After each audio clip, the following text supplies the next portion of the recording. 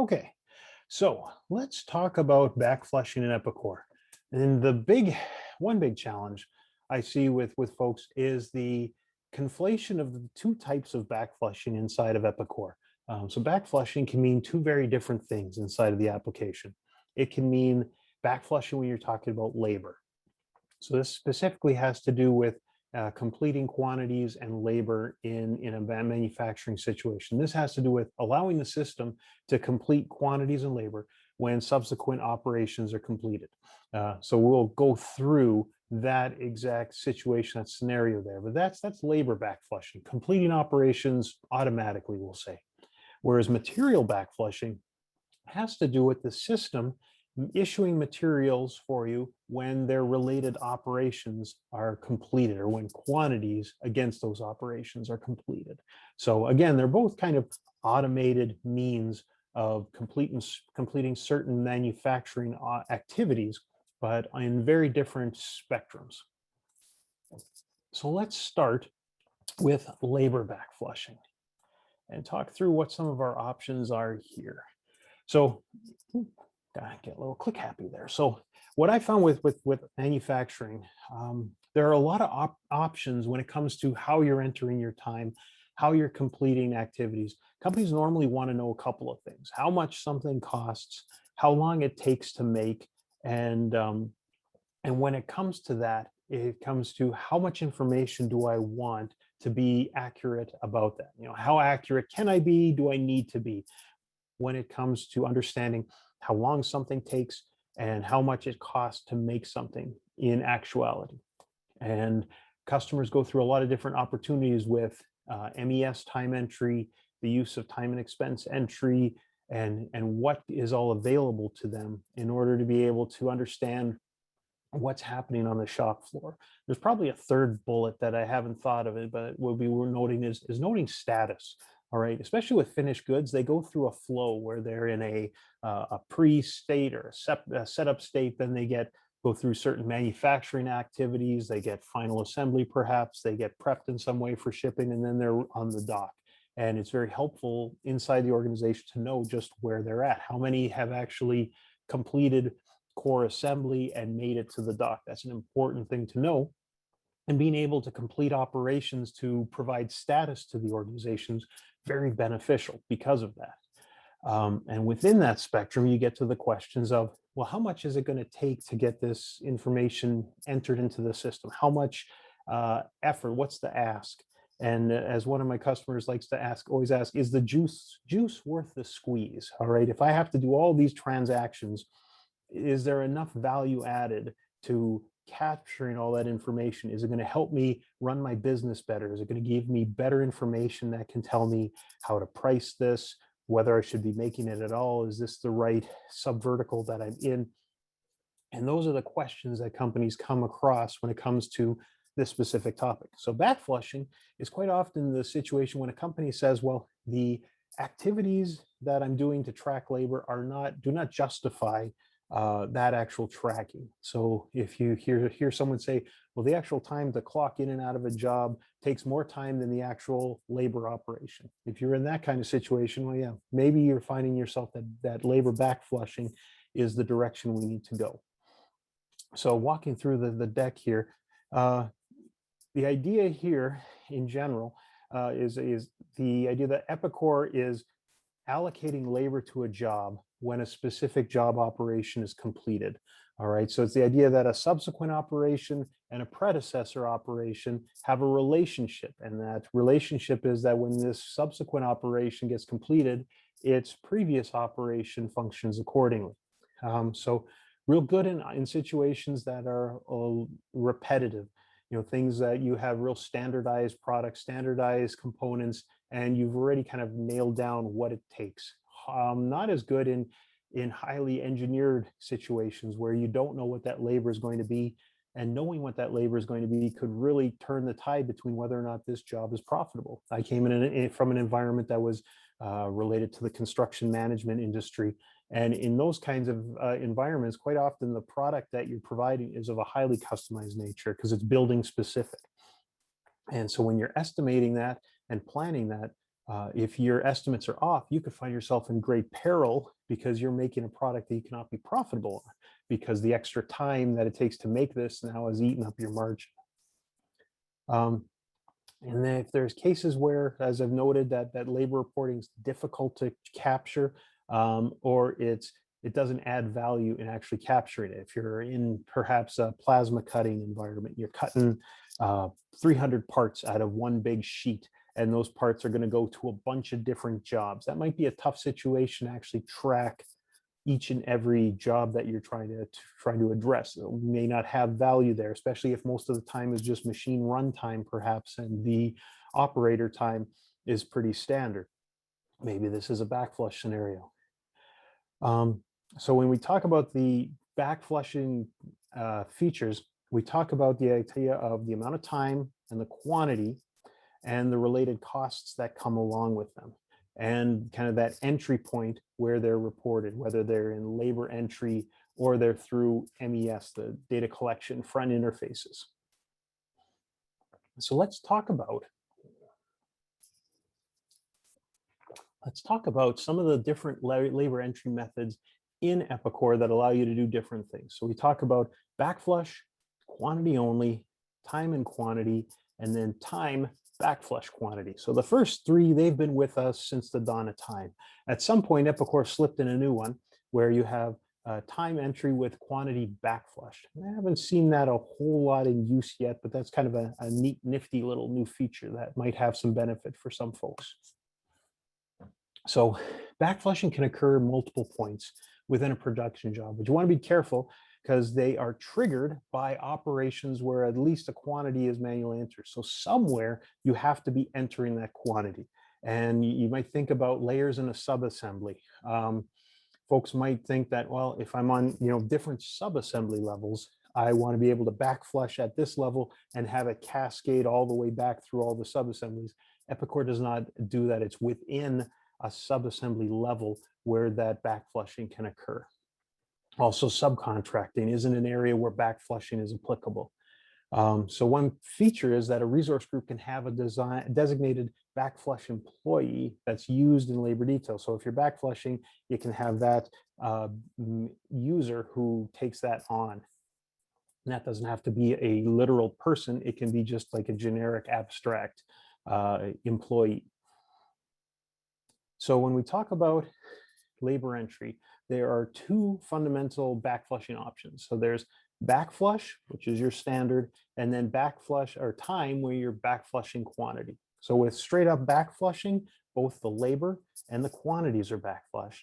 Now for time, backflush quantity, the labor gets backflushed and the quantities, they themselves are reported.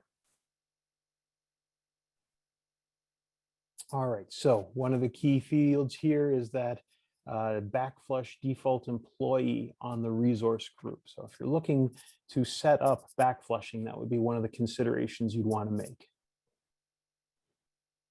So let's go through a couple of different scenarios and talk through how this might function and kind of give you an idea of what the outcomes are. So in this scenario, so all operations on a job are marked for backflush, except the final one.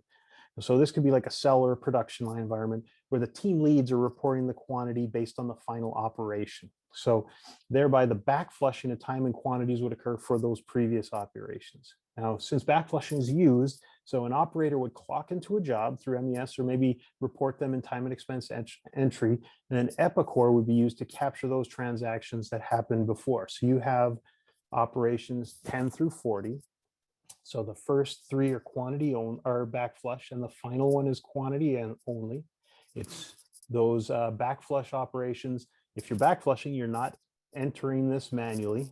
And what is the system? It's determining the time and quantity at the time of operation 40. So for operation 40, you're entering a quantity and you're entering this manually. And that is backflushing everything else. So that operation 40 becomes very important because that tells 30, 20, and 10 just what they did. Also important to understand that in a backflush environment, that visibility that you might be looking for, that's something that you're giving up here in this case, because you won't know that operation 10 was completed until you've completed operation 40. Now, if you have a very short cycle time on these parts, that might not be a problem. If you have a longer cycle time, that might be a problem. You might want to explore something like quantity only for these instead of backflush. We'll get talking about that subsequently. So now let's talk about scenario 2. So quantities here are entered at each operation. Now, times accrued on that estimate based on the job. It would not be an example of cell-based, let's say, because materials moved from one area to another and quantities entered at each step. So in this case, this is more the case where you have, all right, I don't want to have all my people coming in and out of the system and entering their actuals, but I do want to know at each stage when it's been completed. And so in this case, you'd have quantity only at each of the 4 operations. The manual entry of the user would be at the quantity, and then the system would determine the time. You might say it backflushes the time. And the reason I say that is I have another number of customers that come from environments where backflushing is really what Epicor calls quantity only. So it requires a quantity, but you don't have to worry about the time. So backflushing, I found, doesn't mean the same thing to every business system. So this example would give you much better visibility and a slight greater degree of time entry required to go in and do that. But what you would buy for it is greater visibility up and down the life cycle of that part. So if you have a part that takes a couple of days and a customer service rep gets a call from a customer saying, hey, I need to know for sure that you're going to make it, that customer service rep can know and say, okay, it's through operation 30. I have a real good belief that by the end of the week, we'll have this through and shipped to the customer. Now, scenario 3, a bit of a combination. So in this case, you gotta abide with me here. You talk about operation sequence 10. All right, it is a prerequisite for 20, which makes sense. Operation 20 is targeted as the operation where the actual time reporting occurs. So let's say 10 is something, I think in this example, right, it's a material movement. So it's something that you don't care about the actual time so much. You can lump in a standard and that's fine. Operation 20, so this is something here where you want to actually do time and quantity. You want to know how long this takes. This is the operation that determines the efficiency and the profitability of this job. All right. Operation 30, so it's prerequisite for 40. It's like, let's say cleaning. So in this case, you're cleaning something or deburring, providing some kind of activity that allows the final operation to occur. So in this case, 40 is done by indirect labor, so it's only quantity. So in this final activity, you have an activity, your number 30, you're backflushing it. You say, okay, it's unimportant, I can just backflush it. Operation 40, because it's the last operation, and we'll get to this. This is an important thing we'll discuss. Operation 40, you enter only a quantity because you don't care about the time. Now, in Epicor, one thing we should note is the final operation on a job cannot be backflush because something has to tell this assembly sequence that something has been completed. Because as I mentioned, you can't backflush up and down assembly sequences without completing an operation at each level. So in this case, this would be illogical that 40, even though I don't care about the time, I still need to complete the quantity. All right, so another scenario here of time where you're backflushing quantity. So in this scenario, so all operations are set to that time backflush quantity, except for the last one. So this could be a cell or a production line where you have the lead doing the reporting, but you still need to report time against each operation for the method of manufacturing. So you don't care about the quantity, you don't want people entering quantity, but you do want them to capture time. All right. So in this case, the four operations are all set to time backflush quantity except the final, which is time and quantity. All right, you go through this scenario, the time is entered, the quantity is not entered, and the system determines the quantity at the completion of Op 40. So that might be a helpful case when you want to have someone like a lead or a supervisor say, this thing is done, all right, backflush the quantity, but you still want people entering their time. Now, this honestly is might be a helpful situation in, I'm thinking of an assembly line, all right, where you want people clocking in and out of jobs, but you don't want them completing quantities, because if you have an assembly operation where multiple people are assembling the same product at the same time, I'm thinking of a case where something runs down, say, a conveyor, and you have lines of assembly people who are working on this product as it flows down the conveyor. And if they're all completing quantities, suddenly you could radically inflate the completion quantities on that job. And that operation now suddenly, instead of having a run quantity of 4, you had a completed quantity of 16 because 4 people were working on it. And they all thought they were responsible for making that completion. You can set the system in a lot of bad directions. So because of that, this gives you the ability for someone to say, okay, I'm going to say this thing is done, but these other operations, we're going to capture that labor, but only one person has the responsibility of saying when quantities are complete. So when we talk about manufacturing in general, this is a really great little kind of philosophical point of going back and understanding what are the key touch points inside of manufacturing. Really, there's a subset of them. Really, there's issuing materials, there's starting and stopping production activities, there's entering production quantities, and there's putting finished goods into stock and shipping goods out the back door. I'm sure there are more, but if you have a subset of those would be some of the key ones that you want to nail down. Who do I want doing that? Is this a high risk activity? Is this an activity that requires a great deal of training? Is this an activity that has a high chance of people getting it wrong? Okay, then I might need to think about how I'm structured to support this. I'll give you a quick diversion here. So I have a customer who they had everybody pulling material out of the system, or inventory. So they're pulling parts for their own jobs. They're manufacturing, so they're tracking actuals. They're coming they're logging in, they're clocking out, they are completing quantities, and then they're putting the finished product into inventory. So you got 4 key steps there, what I would call failure points. And these are folks who maybe weren't the most computer literate folks out there. And so this was an area where we had tremendous error rates. One step gets missed, another step gets doubled. I put 2 into inventory, but I completed 4.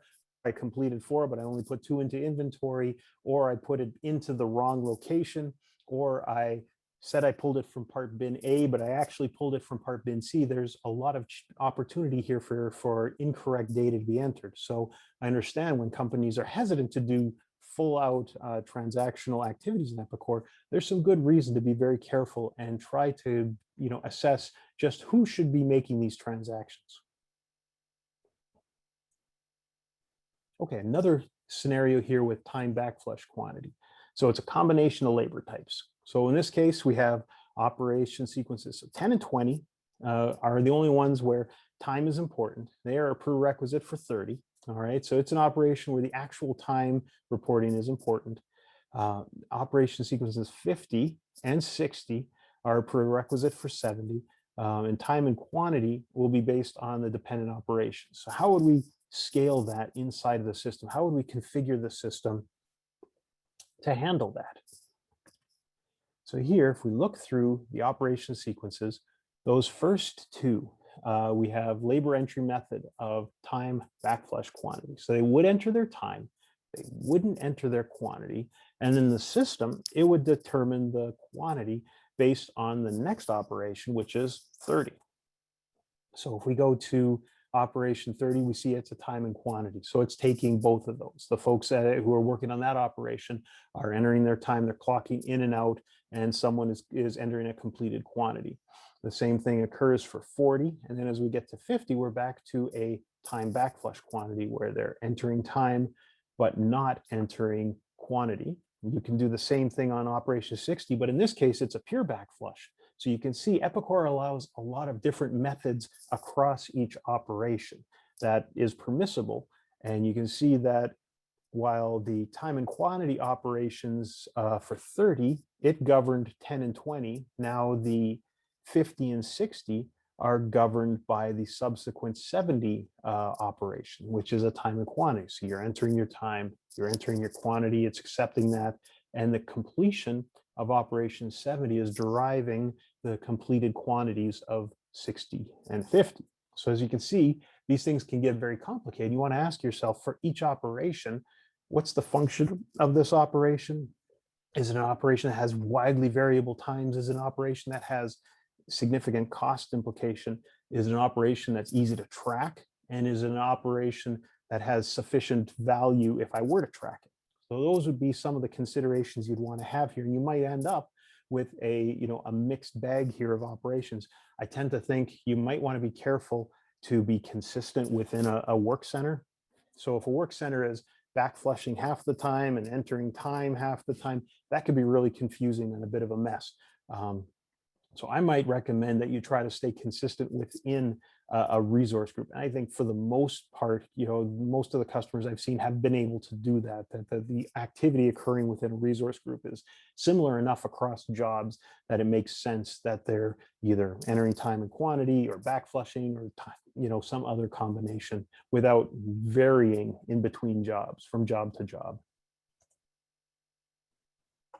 All right, so let's talk about some of the controls that are on the time backflush quantity configuration setting. So if an operation is marked this way, this is marked on the job. When we look at a job, we will look at the labor entry method is the field that is called. So if it's set to this, you will not report time against this operation using time and expense entry. So the labor entry, scrap quantity, all of these are disabled. So if you give you an example, so an employee reports time against the first 3 operations of a job. The 3 operations, if they're all time backflush quantities, so the employee is preventing from entered completed quantities for these operations. Now the 4th is marked time and quantity. The employee there would be able to report quantities at the end of completing production activity. And one thing that's important to note, you can begin these setup or production activity operations through MES, handheld, and with the work queue. So there's a number of places. The standard Epicor points of entry for this are all still available. You need a drink of water for this one. So when you talk about setup and production activities, all right, where this time backflush quantity is set through MES, handheld, or work queue, you can also use the current quantity, the scrap quantity, and the non-conforming. They're also going to be set to 0 because those are all fields that aren't applicable. They're system calculated or automated. Now, if you're using job cost adjustments, there's some limitations there too. So be able to adjust labor quantities when with this labor type, you can adjust the times. Adjusting the quantities, you can't. So if you're reporting quantity against if you're reporting quantity against the operation that has this type using MES, you cannot report the quantity. Now, assigning an employee to a resource group using resource group maintenance, the default employee field.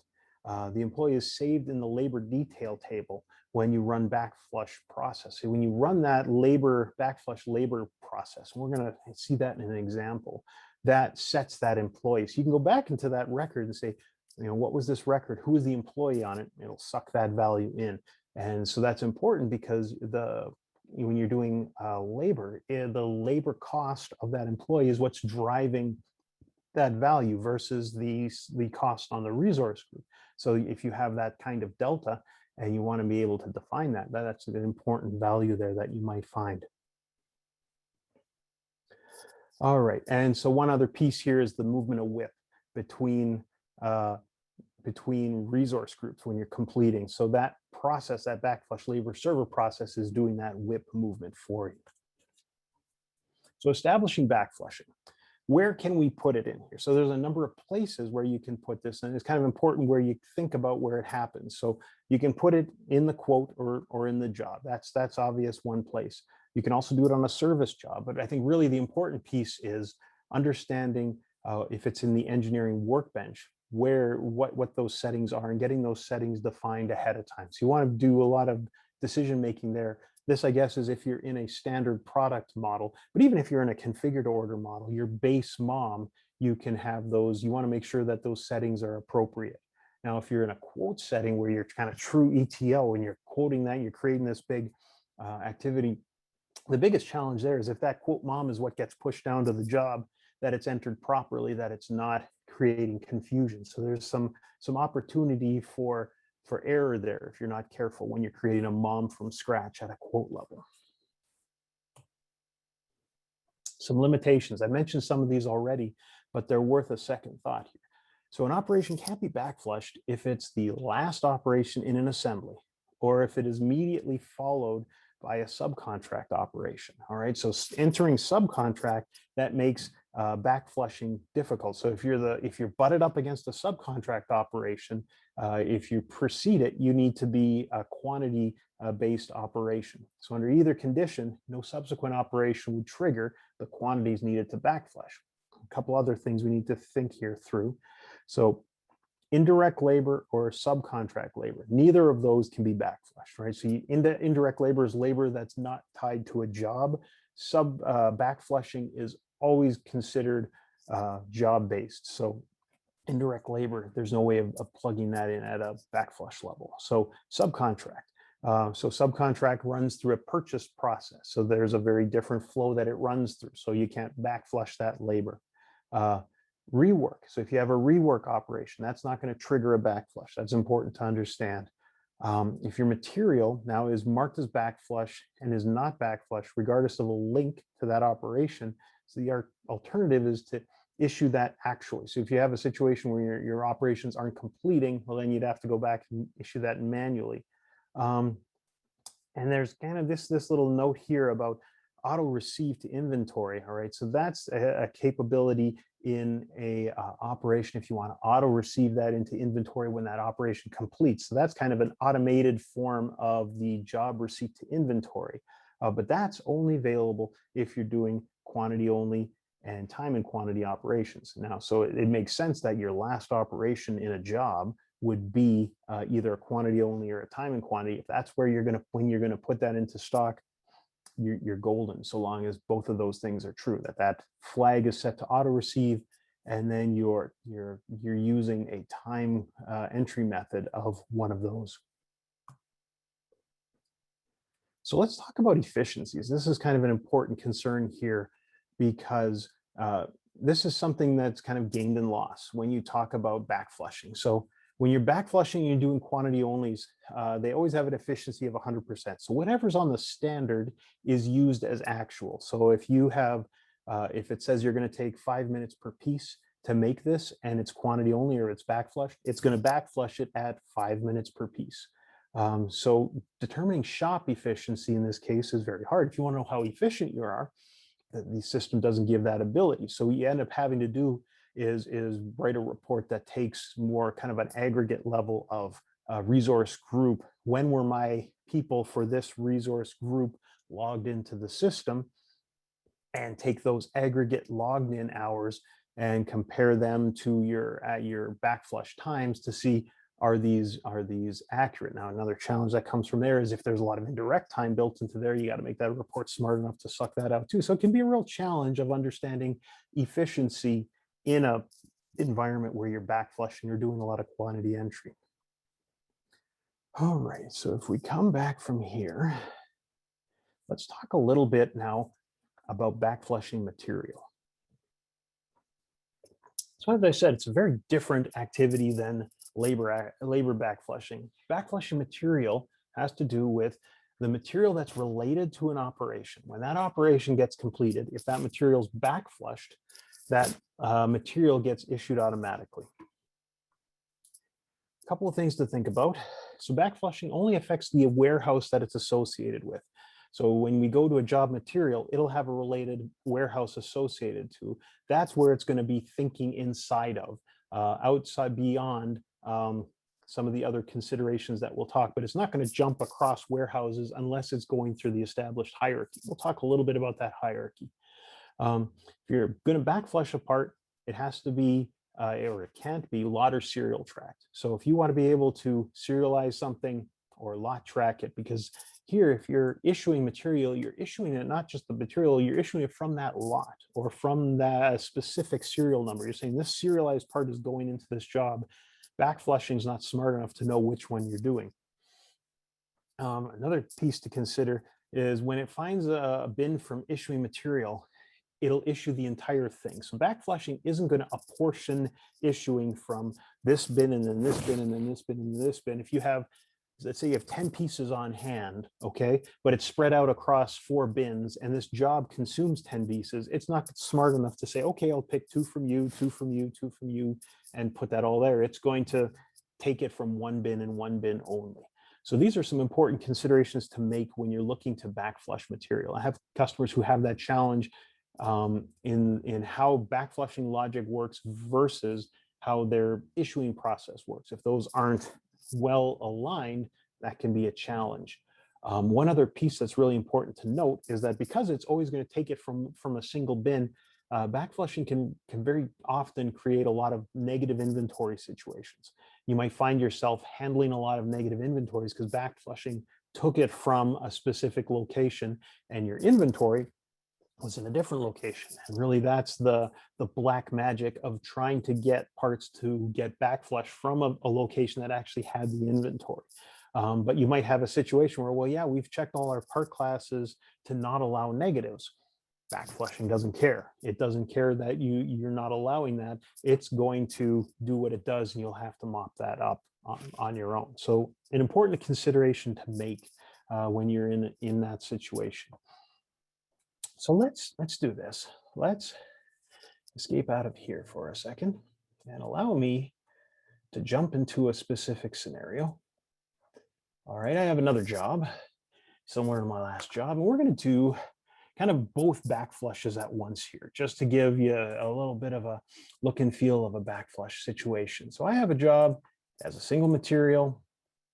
All right, and it has 3 operations. So if we look at these operations, and we come into the labor entry method. So clicking on the field, you see that there are the 4 options that we had talked before in terms of the labor entry method. Backflush quantity only, time and quantity, and then time backflush quantity. I'm going to go with backflush for this operation. I look at operation 20, and I see the same thing is the case. This operation is flagged as backflush. My final operation, it is flagged as set as quantity only. So I'm going to complete a quantity for this. I'm not going to log in and out and put actual time against it. And I'm going to expect that these 2 previous operations function according to the backflushing principles we had described. Now at a material level, this magic flag down here, you might have seen this if you were paying attention in our last session. The backflush flag here is checked. So the job is going to want to issue this material when its related operation completes quantities. All right, so we're going to go ahead, and I'm not going to use MES. I'm going to go straight into time and expense entry.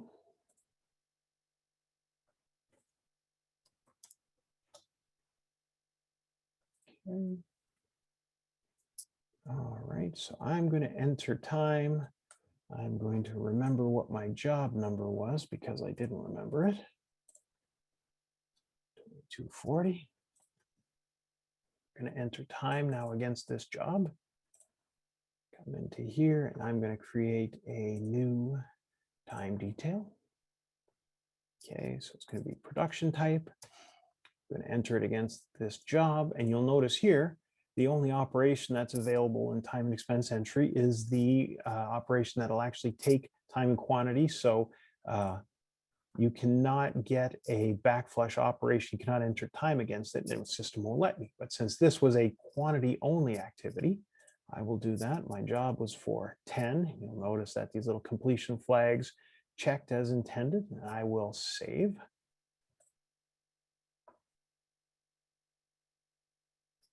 All right, now you'll see the labor hours and the burden hours were set to 0.33. Okay, and we will come back and worry about that. Now I have a little process here that I wanted to show you. I'm going to run this as an ad hoc. You normally in an environment where backflushing is running, this backflush labor server process is running continuously so that it will be mopping up completed operations and running that constantly. In my case, I'm just going to run it ad hoc here.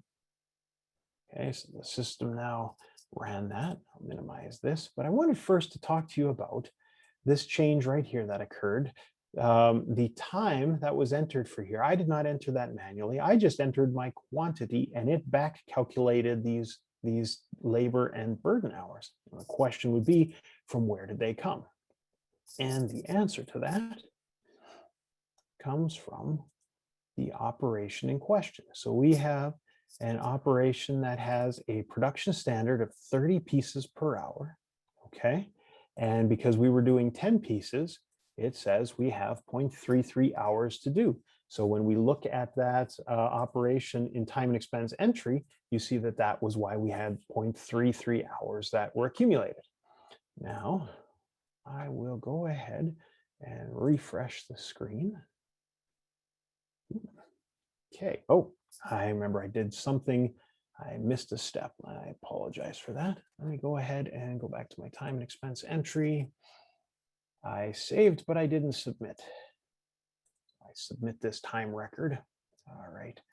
And I neglected to do that before I backflushed my process here. So we'll do that. So apologize there. So when you're entering a labor entry through time and expense entry, you need to submit at the same time. You can have a setting here that submits on save. I did not have that set in the demo environment. So when I saved it, it did not actually submit it and commit it as a committed record and versus an unapproved record. What I might do here is let's open this with job tracker. So we have a little more information to know about this job. Job tracker is great for that.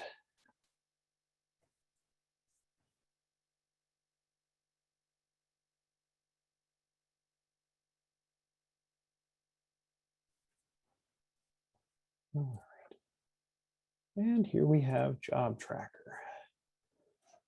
And here we see, now that we've ran the backflush process, you will see that I completed the operation for op 30. This was time and quantity, came through with an actual labor percentage, and that the backflushed operations now have been completed. So if we come here and we check, look for transactions, okay, we see a production transaction with a labor quantity and labor hours and burden hours of 50. So we can anticipate that that was the planned, that was the actual hours calculated based on the production standard for these operations. So there's a little example there of how a backflush just worked. And now you'll see also the material has the familiar green checkbox against it. So we had on this material, we needed a total of 2.5 feet. All right. And we see that it's checked. So it's been issued complete. So now it was also, you remember, backflush. So we come, we look for the material transaction. And we discover that there was a stock to material transaction with a transaction quantity of 2.5. And if we come back and understand where the bin was from which this came, we'll see that it was bin A2. Now the question might be, now why did it pick bin A2 and why was that the bin from which this came? Now the next phase here of this discussion that I'll go through with the time that I have left is to talk through some of those conditions that affect the hierarchy of this item. And then we'll spend a little time coming back to this specific example and do a little sleuthing to understand that.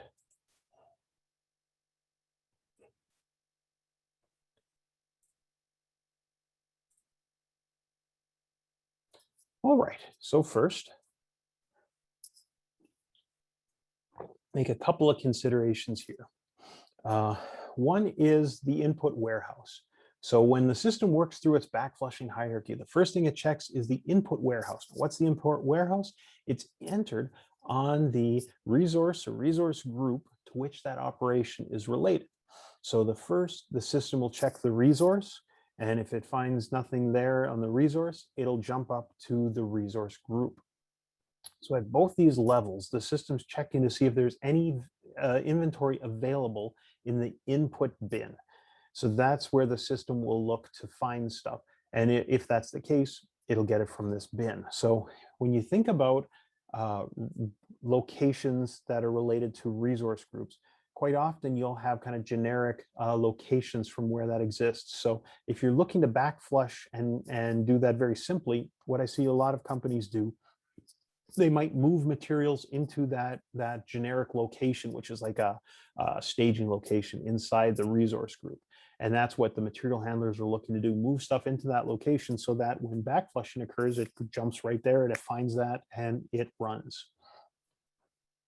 Now, if the input warehouse on the resource and resource group are not available, now it comes to the backflush warehouse. So if no available inventory is in the input, it uses the backflush warehouse on the resource or resource group. Again, at first it goes to the resource, then it comes up to the resource group, and it backflushes from that location. So if none are defined, then it keeps moving from the next one. But if it is defined, it will take it from here. So this is an important one, is that if you set a backflush warehouse, you're saying, I don't want to look any further. I don't want to go any further down the hierarchy. This is where I go. So it actually doesn't even check for that inventory. It says, if this is where I'm going, it will not move further down the hierarchy. It says, okay, you want to come from the backflush warehouse. This is where I'm coming from. So that's a very important point when you're considering resource group setup. I have this sometimes where inventory managers come to me kind of with their hair on fire. Oh, where is this material getting issued from, and why is it getting issued like that? Okay, we look through the backflush hierarchy. We start looking at, okay, what's your input warehouse on the resource group? Are you setting the backflush warehouse? Now remember, the backflush warehouse is an optional field. You don't have to set it. So now you start trying to figure out, where is that coming from, because that becomes really important. All right, next stage. So if we don't have a backflush warehouse defined and we didn't get anything out of the input warehouse, now we start looking at primary bins. So if that primary bin has been defined and the previous conditions have not been met, now the system will come and find the primary bin for this part and backflush from that bin. Now, if it's defined in the system, it's going to take it from there again. This is that whole idea of, if you define enough information for Epicor, it'll take it and it'll run, and it won't go further down that hierarchy. So you want to make sure that you've been careful on that case to very judiciously set the primary location. If you have parts that have a lot of locations and there's no true primary, you want to be careful about that. Now, if you have one that has a primary and some secondaries, you might also want to be careful to note that, because that becomes a potential target for negatives when that backflushing occurs. So if that case doesn't happen, if the primary bin is not set and it doesn't take it from there, now it comes and it has the first bin. So this is an interesting little bit of trivia here. So the primary bin is, if it's not defined, so then it comes down and it looks for the first bin for that associated job material warehouse. So on that part, there's a warehouse that's defined, and it comes and it looks for that first bin, and it's looking alphabetically. It's looking for that alphabetical sort sequence of the bin ID. So it's looking for that bin ID, and it finds them in a kind of an ascending sort. All right. So if nothing else, if no bins have been found for that, all right, it's going to drive from that bin negative. All right, so let's go through some scenarios here with some screenshots and talk about how this would work. So let's talk a little bit about the setup. So I have an input and backflush warehouses and bins. This is the resource group. So in this case, these are blank. In some of these different scenarios that I go through, I tag them back and forth. All right, so this would be the resource group that's assigned to the operation in question, right? So the operation has a scheduling resource or resource group attached to it.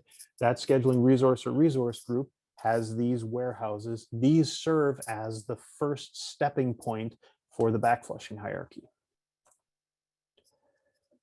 All right, so in this case, the job material. So if you go to job details, materials detail, you'll see that there is a warehouse from which the system is looking to get this part. That's really important because that tells the system where to start looking. If you're not looking at the input or the backflush warehouse, now it's going to default to what the warehouse was at this level. Now the primary bin for this warehouse, all right, so you figure out this warehouse, what is the primary bin? And you see here, you might have that set for the part in question. And now I start going through a couple of scenarios here. So for this part, all right, I have these things set that we had just looked at before: specific warehouse, specific part, specific job. That part was a material on another job, and it's flagged as backflush. So a couple of key pieces: this material flagged as backflush on this parent job. All right, so this first scenario is the input warehouse scenario. The system checks to see if there's any available inventory in the input bin, and if so, it'll backflush from this bin. So in this case, The input bin I had set to 3, input bin 3. And the input bin 3 had a quantity of 1. So if you went into part tracker and looked for the quantity, you'd see that you had a quantity of 1. So the input bin has 1. Now, when the operation completed, the system needed 16 parts, all right?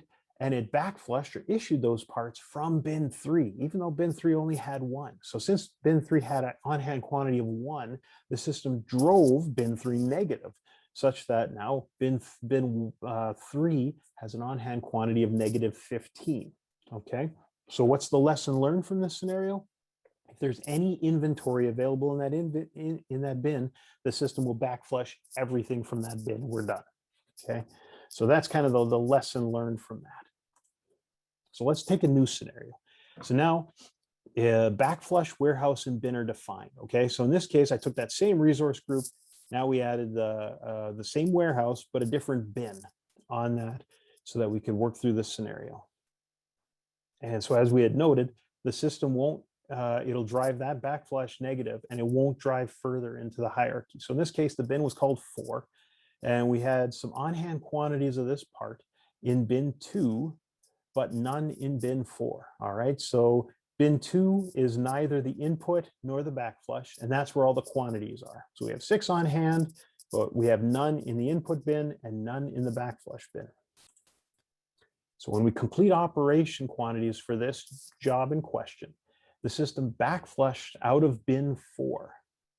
All right, so even though we had quantities in 2, it took the quantities out of 4. So the system didn't consider those 6 parts that were available in bin 2, even though, interestingly enough, this was the default warehouse and bin on the part. So remember, the default bin and warehouse part are important, but because the backflush warehouse were set, it didn't go any further down the hierarchy. It said, okay, if this is where you want me to take it from, this is what I'm going to do. Epicor puts blinders on, says that's it. So the lesson learned here is if the backflush bin is defined on the resource or the resource group, the system will backflush from this bin, regardless of any other quantities or any other settings in the system. Important to know. Okay, so let's do another situation. Now we're going one layer down the hierarchy again. So this is, we have a primary bin set and no backflush warehouse or bin set. All right, so in this case, you can see in resource group maintenance, I removed that backflush warehouse and bin, and I set the primary bin for this part to bin 4. I also went ahead and did a little inventory transferring to try to get the scenario correct. So there were 3 pieces in bin 2 and 3 pieces in bin 6. So when the operation completed, what did the system do? It backflashed out of bin 4. Okay, so we had quantities in bin 2 and bin 6, but it backflushed out of bin 4. So the system drove bin 4 completely negative for these quantities. All right, you see that it took 16 out of that bin, even though there were quantities in 2 different places. And we'll remember, why did it do that? Because bin 4 was the primary bin. So what's the lesson to be learned here? If the primary bin is defined and the backflush bin is not defined, and the system will backflush from that primary bin, regardless of whether or not it has on-hand inventory. So it went through the input warehouse, nothing. It looked for a backflush bin, wasn't set. Okay, now it said, does it have a primary bin? Yes. Okay, take it from there. Again, it puts on blinders judiciously and says, this is where I'm coming from because you told me it's the primary location to do that. So now let's go one level down the hierarchy again. We're going to say this new scenario, that's first bin. So that's no backflush bin, no inventory in the input bin. There's inventory in a couple of locations, and there's no primary bin on this part. So first thing I did here is I removed that primary bin from that warehouse that we were considering. I adjusted inventory such that we had an inventory of bins 2, 4, and 6. Worth knowing there. But when the operations were completed, where did it go? It backflushed from the first bin with inventory. That is bin 2. All right, so there were other bins in that warehouse, even ones sequentially numbered before 2, but it went and found the first one that had inventory. So I've repeated this situation, and the same logic applies. If there was no inventory in bin 2, the system would have used 4. All right, if there was none in 4, it would have used 6. So it just looks down that thing, and the lesson learned is that the system backflushes according to the order, sorted by that bin ID. So the order that you have those ordered is how alphabetically, essentially alphanumerically, is how it will go and find that from where to go. Okay, one last. So first bin, no inventory. All right, I had removed that as we noted. Oh, looks like I might have duplicated myself here. So let's just do this then. Let's escape ourselves out of here. And let's go back to our case with that backflush material. And we go into job tracker. Okay, so A102 was our part in question. So let's just note that. All right, so let's go up to operation 30. Let's go to the scheduling resources and let's find out what the resource group on this was. Okay, the machining workforce. So let's go ahead and find out on the resource group how this is set up. So now we're in resource group maintenance. And I see I'm eating through my time here. Apologize for that. And we check a couple of things. So we check first, is there anything on the resources that we need to worry about? Okay, we come down to the resources and okay, resources aren't defined. We're using, looks like I'll just quickly toggle through these. Okay, we're using the resource group defaults here. We haven't set anything at this level. So we're gonna use the resource group defaults. Okay, in this case, we don't have the licensing. So the input warehouse, we must not have advanced production license. So we don't have, or advanced material management, I think it is, modules. But we do have a backflush warehouse set. And that was main. So let's see where the material was expecting to come from. Okay, so we'll remember. Okay, so it was expecting to come from floor stock main.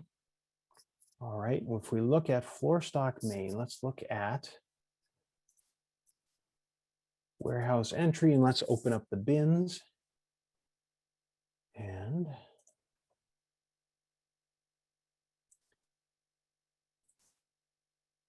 okay, and it took it from A102, must have been, that was the one that had actual inventory in it. If we looked for the part tracker for this part just briefly here and see where the inventory is located.